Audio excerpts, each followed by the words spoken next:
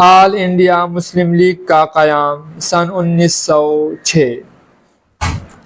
30 دسمبر 1906 کو آل India Muslim league کا قیام نواب سلیم اللہ خان کی صدارت میں ڈھاکہ میں ہوئی۔ آل انڈیا مسلم لیگ کے قیام کی متعدد وجہیں تھیں، لیکن اس میں سب سے بڑی وجہ تقسیم بنگال پر ہندوؤں کی تنگ نظری کے پیش نظر مسلمانوں کا اعتماد آل انڈیا نیشنل کانگریس سے اٹھ گیا تھا۔ آل انڈیا مسلم لیگ کا پہلا سالانہ اجلاس سن 1907 میں منعقد ہوا تھا۔ سن 1908 میں مسلم لیگ کا دوسرا سالانہ اجلاس لاہور میں منعقد ہوا تھا۔ قائد اعظم نے پہلی دفعہ آل انڈیا مسلم لیگ میں شمولیت سن 1913 میں کی تھی۔ قائد اعظم محمد علی جناح پہلی دفعہ آل انڈیا مسلم لیگ کے صدر سن 1916 میں بنے تھے۔ سن 1906 سے سن 1947 تک مسلم لیگ کی جدوجہد کے عرصے کو ہم دو ادواروں میں تقسیم کرتے ہیں۔ پہلا دور سن 1906 سے سن 1939 تک، جبکہ دوسرا دور سن 1940 سے سن 1947 پر مشتمل ہے۔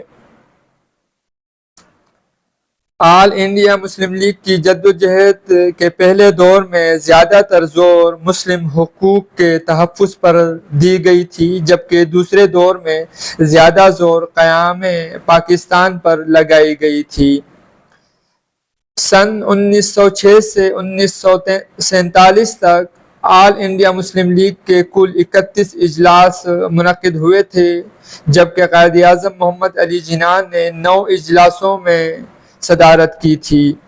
آل انڈیا مسلم لیگ کا ابتدائی جھنڈا سبز رنگ کا تھا۔ آل انڈیا مسلم لیگ 1927 میں سائمن کمیشن کی وجہ سے 2 دھڑوں میں تقسیم ہو گئی تھی۔ سر محمد شفیق کی تجویز کردہ نام مسلم لیگ اس پارٹی کا نام رکھا گیا۔ سر آغا خان اس کے پہلے صدر تھے۔ آل انڈیا مسلم لیگ کا قیام سن 1906۔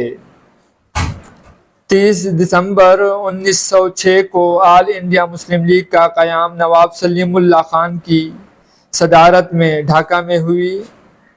آل انڈیا مسلم لیگ کے قیام کی متعدد وجہیں تھیں، لیکن اس میں سب سے بڑی وجہ تقسیم بنگال پر ہندوؤں کی تنگ نظری کے پیش نظر مسلمانوں کا اعتماد آل انڈیا نیشنل کانگریس سے اٹھ گیا تھا۔